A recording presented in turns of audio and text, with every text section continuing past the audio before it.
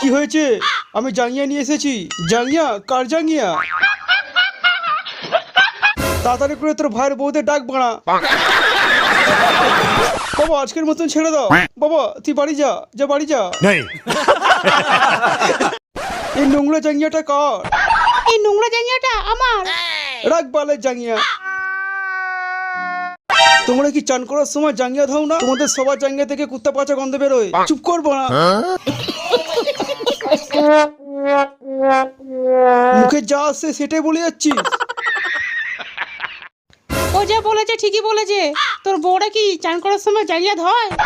বলেন কি? বাবা বাথরুমে জাঙ্গিয়া পড়ে আছে, তুমি কি ধোবে না? না বৌমা, ও 2 মাসের নোংরা জাঙ্গিয়া আমি আজ থেকে আর ধুতে পারবো না। বাড়িতে তোমার বর আছে, দেবর আছে, যা আছে তাদেরকে বলো না তোমার 2 মাসের নোংরা জাঙ্গিয়াটা ধুয়ে দেবে। मजा आया। কি বললে? আমার বর আমার জাঙ্গিয়া ধোবে? দারুণ লজ্জার ব্যাপার। বৌমা আমাকে কাজ করতে দাও, তোমার সঙ্গে ফালতু বকতে পারবো না আমি। ठीक बोले सर। বেরোবো না এখান থেকে, না হলে গুছিয়ে খেলাবো। কি বললেন? যত বড় মুখ নিয়ে অত বড় কথা। ঠিক আছে আমি শুনেছি সোহম অনেক মদ খেতে পছন্দ করে, তাই ওর জন্য একটু মদ নিয়ে এলাম। বুঝো না এই ব্যাপারটা?